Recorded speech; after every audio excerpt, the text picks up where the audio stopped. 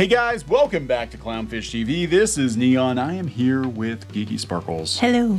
And this might be the touch of Zaslav here. What you're calling it now? Yes, the touch of Zaslav, the new boss at Warner Discovery, whatever the hell it's called, Warner Brothers Discovery, who is also the head honcho of CNN, who fired the previous boss of CNN, Jeff Zucker, and is bringing this guy in, Chris Licht. And he is logging off of Twitter. He said that Twitter is not giving us a very good perception of where people actually are. Mm-hmm. Interesting. That is interesting. I think this is Zaslav being like, stick to news, don't cater to Twitter. And this guy's logging off of Twitter. So that's good. It's probably for the best, honestly. I wish more media people would log off of Twitter.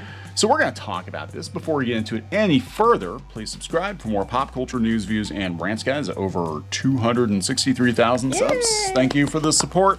We do talk a lot about pop culture. We've talked about the Warner Brothers Discovery merger. It's more of an acquisition. Discovery basically ate Warner Brothers because AT&T didn't know what to do with it. They didn't want it. It was costing them money.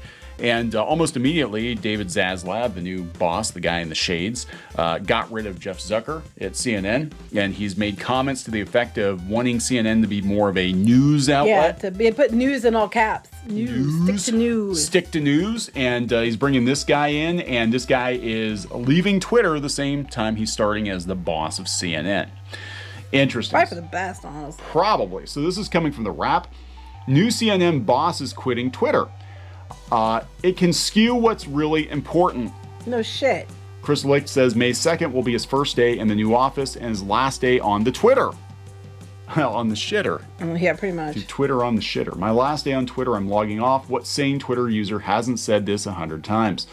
But on Monday, it came from the unlikeliest of sources, Chris Licht, who is about to take over Jeff Zucker's role as the head of CNN.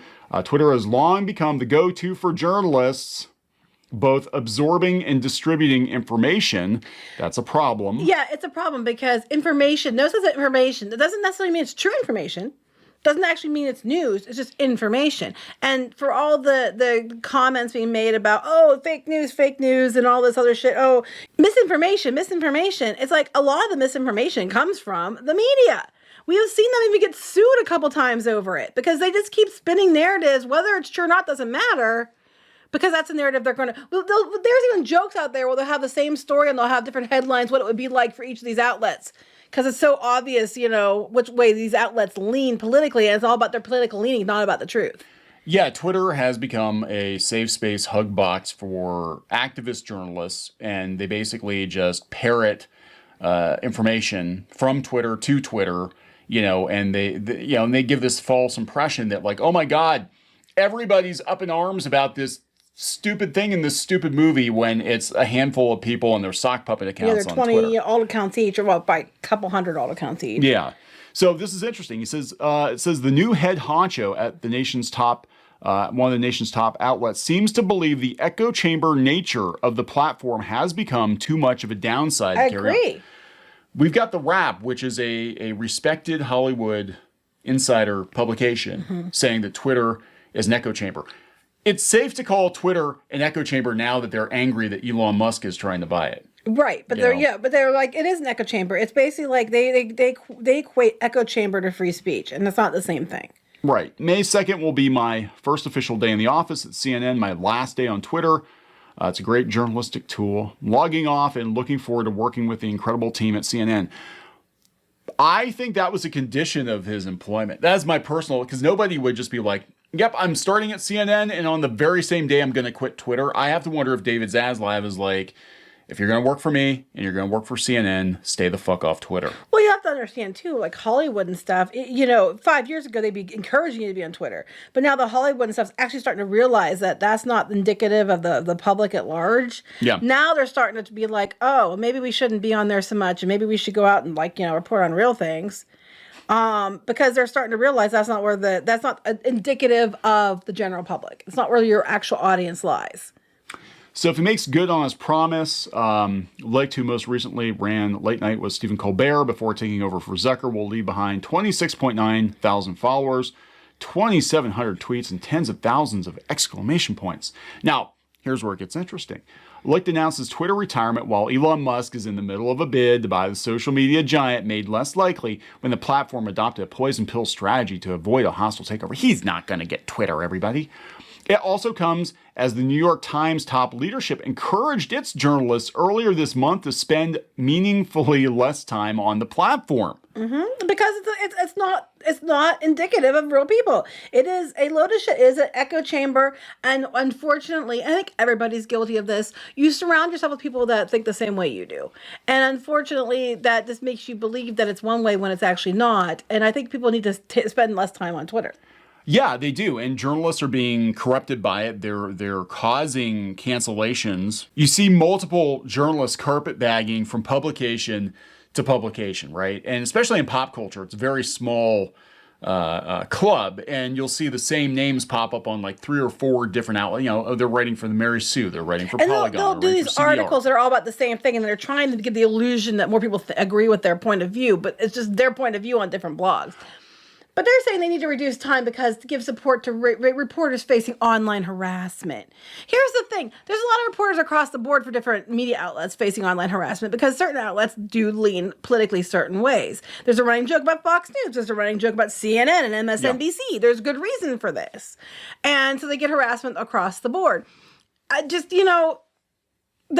turned it into this us against them mentality, and then they're pissed when it turns on them. Yeah, that's what's so funny about this, because Twitter has been used as the blunt instrument to attack groups of people. It's actually encouraged activism. It's encouraged pandering to one side of the aisle.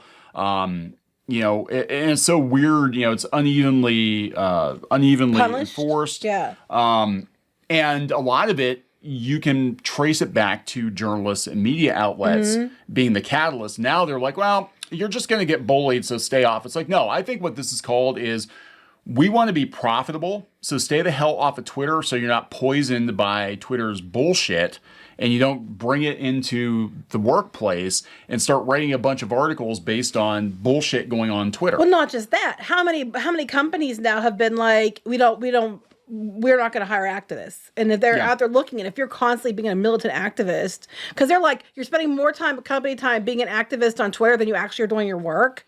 We see it with comic writers and artists all the time. Yeah, I'm like, God. And media people. People were complaining about tight deadlines on comics, and then you look and it's like, you tweet on average about 60 times a day. How the hell are you getting anything done? Right. And that's just one aspect. But you have media people on there all the time. I'm a blue check, so my opinion matters, Then they're the ones screaming that they might take blue checks or might give everybody a blue check if you pay. And then they're like, how dare you, So they had a reset. I missed this. They had a reset of the New York Times social media policy.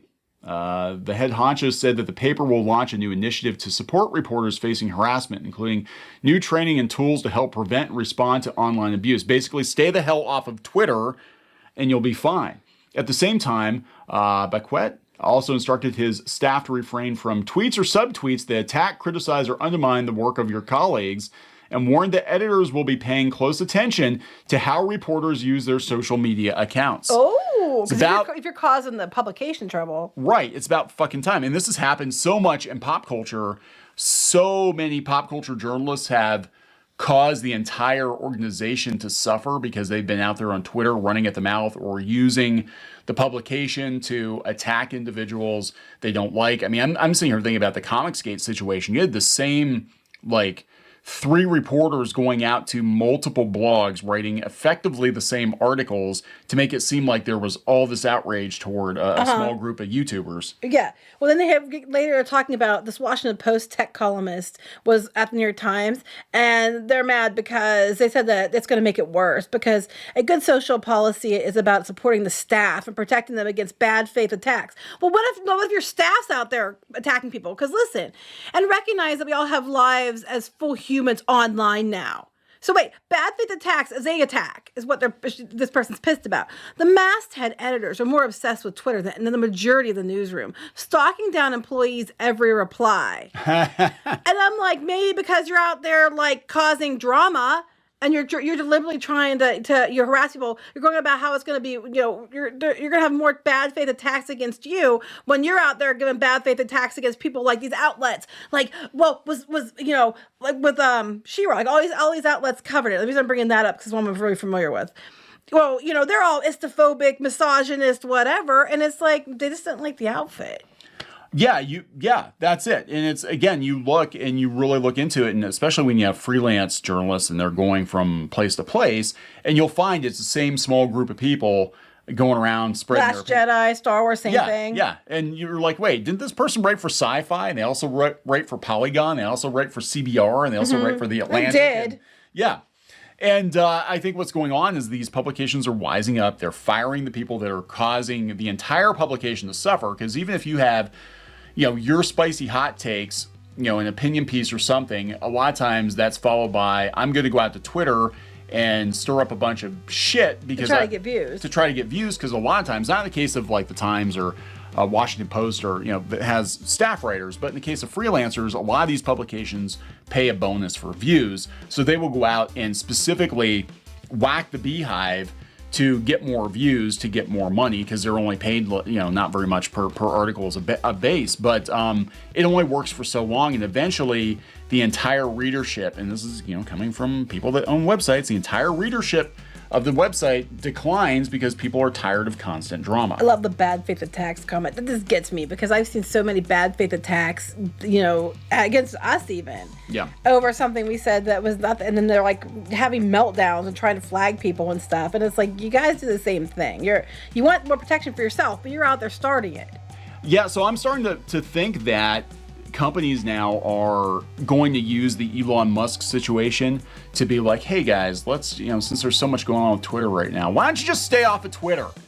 Why don't you just, why doesn't everybody... We're going to watch what you say. We're going to watch what you say. Which companies did before this. They did. And it's I think too many journalists and creators have had too much freedom on social media, and you can trace most of the problems and the boycotts and the outrage and all of that back to social media, usually Twitter. 9 times out of 10 is Twitter. And a lot of it's been perpetuated by the media. Yes. So very interesting. We're going to wrap this one up. Yes. Please subscribe for more pop culture news, views, and rants, guys. We'll talk later. Bye. Now he's just tasty, delicious, rotten flesh meat, which I can consume. Don't read into it too much. Just like our museum, the cafe's open and brewster is eager to serve. I don't think this was in the show. Run. Oh, you got splatted. Wait, she was begging and you kicked her in the face. I don't care. Hey guys, Squid King here, and today we're in a... Not girl boss at all. She is not a material girl. She is not. Oh, it's Christmas time here in your mom. Nobody wants to join your mom. What? Like I can't even cook kid cuisine right. I would last about 2 minutes with Gordon Ramsay. What? Where is he? He's hiding. He's hiding from you. He better. Oh my God, you got the axe. Walker, does this look like Steven Universe? Let me punch him. Well, I'm just here for the wax. Right where you belong. Get in the dirt. Well, that was a combination of events I probably shouldn't have put together. Anyways, let's open this bottle too. Chica Pinata. Is that official? Oh, no. There's a bootleg. Hello. I'm sorry. Hey guys, it's Diamond Tool. Let's make a farm. Like and subscribe and buy my merch. I mean, while you're here, you guys should really like and subscribe and buy our merch, all of which we have. That is true. You can't run them carrying trash. You can get away with one F-bomb per PG-13 movie. I wish I'd known that sooner. Yeah. All right, so we're going to wrap this effer up. Yes.